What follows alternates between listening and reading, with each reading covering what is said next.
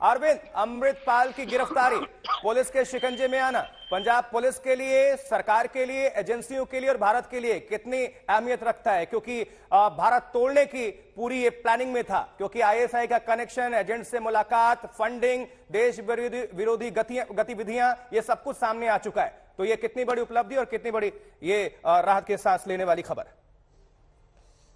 अरविंद।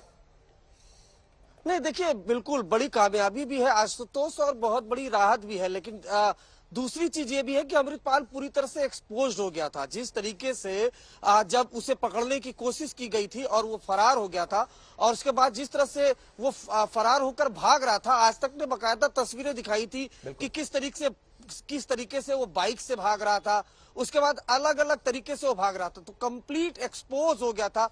जिस तरीके से वो चौड़े होकर बात किया करता था देश तोड़ने की, पंजाब को भारत से अलग करने की, उसके बाद जब जैसे ही पुलिस ने उस पर शिकंजा कसना शुरू किया और वो जिस तरह से भागने लगा, उसके बाद से वो अपने कुछ एक मुट्ठी भर समर्थकों के बीच वो खुद एक्सपोज हो गया, और साथ ही साथ एक्सपोज हो गए वो लोग जो पीछे से इसको कहीं न कहीं बैकिंग कर रहे थे।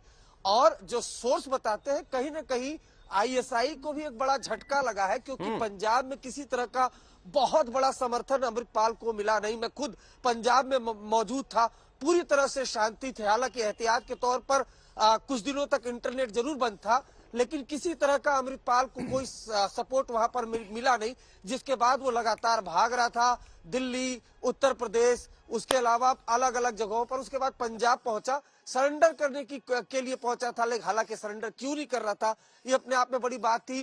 कोशिश यही थी अमृतपाल की कि कोई एक बड़ा पीआर किया जाए, अच्छी तस्वीरें आए, ताकि उसके साथ और लोग जुड़ सके, लेकिन ऐसा हो न सका। पूरी तरह से एक्सपोज हो गया, किसी तरह का कोई समर्थन नहीं मिला, और तब जाकर मोगा में इसने एक प्लान के तहत सरेंडर किया। इसको अरेस्ट कर लिया गया है, अब इसे डिब्रूगढ़ ले जाएगा। जो सूत्र बता रहे हैं कि इसे जल्द ही असम के डिब्रूगढ़ जेल ले जाया जाएगा, जहां बाकी जो आरोपी एनएसए जैसे गंभीर एक्ट भी लगे हुए हैं, कई गंभीर धाराएं हैं। जरा बताइए जनता को भी और देश के दर्शकों को भी, पंजाब और जो भारत की जनता देख रही है, कितने गंभीर इस पर मुकदमे हैं और इसका भविष्य अब यहां से क्या आपको नजर आता है? क्योंकि एनएसए है, उसमें देश विरोधी गतिविधियों में शामिल पाया गया है। नहीं, देखिए, नेशनल सिक्योरिटी एक्ट लगा हुआ है आशुतोष इसके ऊपर, एनएसए का एक्ट लगा हुआ। हालांकि इसको भी हटाने की मांग पंजाब के कुछ संगठनों ने की थी, लेकिन एनएसए लगा हुआ अमृतपाल के ऊपर। लेकिन देखिए, आप समझिए बात को, जिस तरीके से ये बाकायदा भिंडरावाला पार्ट 2 की बात करता था, उसी तरीके का लुक बनाया, और बाकायदा ये भी जानकारी आई है कि विदेश में बाकायदा इसने ये लुक लिया था। पहले ये दुबई में मौजूद था, दुबई में एक साधारण सा लड़का था, उसके बाद बाकायदा इसकी ट्रेनिंग होती है, जो सोर्सेस के हवाले से खबर आई है, और उसके बाद लुक बदल कर आया था, कहीं न कहीं अपने आप को भिंडरावाला का अवतार बताता था। उसके बाद अचानक से पंजाब में प्रकट होता है, उसके बाद अलग खालिस्तान की मांग करता है। कई बार आपने देखे होंगे इसके भाषण, तो इस तरह की बातें कर रहा था। लेकिन इसको उम्मीद नहीं थी कि जो सेंट्रल एजेंसियों के साथ मिलकर पंजाब एक दिन इसके ऊपर ऐसा शिकंजा कस देगी, और एक तरीके से अमृतपाल और उसके सहयोगियों के ऊपर इस तरह का सर्जिकल स्ट्राइक होगा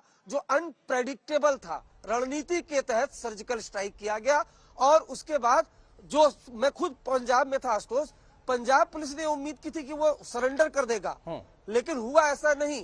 पूरी तरह से खोखला निकला, ये भागने लगा, अपने एक सहयोगी पप्पल प्रीत के साथ भागने लगा। उसके बाद पंजाब पुलिस भी काफी चौंकी, उसके बाद पीछे लगी, और जितना ये भागा उतना ही अपने समर्थकों के बीच, बाकी लोगों के बीच एक्सपोज बिल्कुल अरविंद, सबसे बड़ी बात यही है, और यही सबसे जरूरी भी था। सत्येंद्र भी इस बात के लगातार जिक्र कर रहे थे कि एक्सपोज हो चुका है और लोगों में कोई सिंपैथी इसके लिए नहीं।